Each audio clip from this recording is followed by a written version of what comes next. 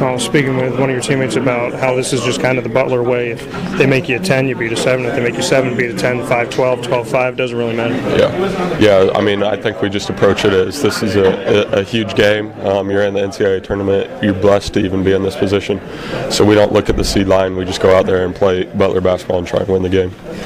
Bring me into Butler basketball. I mean, Brad Stevens did a lot to create what it was with Gordon Hayward and whatnot, and continue that with this coaching staff and the players that have come before you, and now where you guys are at. Just what you could say about the Butler way. Yeah, it's a family mentality. There's no selfish guys on this team. We're all for each other. We want to see each other do the best that we could do. It's hard work. It's gritty, not pretty. It's just doing all the little things that matter in the basketball game. There's teams that they call Cinderellas, and then there's teams like Butler that they called you that in the beginning, in the history of college basketball. But then the consistency, just to speak to that, the consistency of Butler basketball, and that you are a team that every single year, I'm sure people don't want to face come tournament time. Yeah, I think back then those teams were extremely talented, and that's something we try to carry on, is that those guys came before us and they lived out the Butler way, and we're trying to do the same now. I think those guys are what earned us the respect that we get now. Bring me into the Big East and just that level of competition and how that prepares you for this. This is just Big East is a physical conference where you're going to go to a battle every night. There's no bad teams in the league.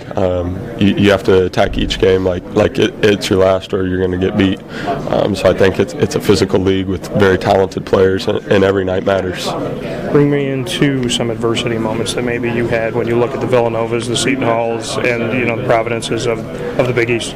Yeah, I mean, I think you mentioned some of those games. Going in the Big East tournament, getting beat by Villanova, being down 19-0, losing to a great St. John's team at St. John's. It's another tough environment. The Providence game, we let it slip away. But I think those games all really matter at this time of the year, when you're trying to get things done in March and into April. Those games really help you.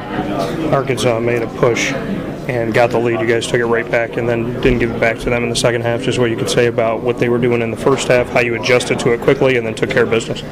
Yeah, I think we came out and started off great, and then we got a little slow, but we knew that they had a run in them. They're a great team, great players, so we just had to weather the storm. And I think we did a pretty good job of that in the second half, just weathering the storm, taking it one possession at a time and trying to win the game.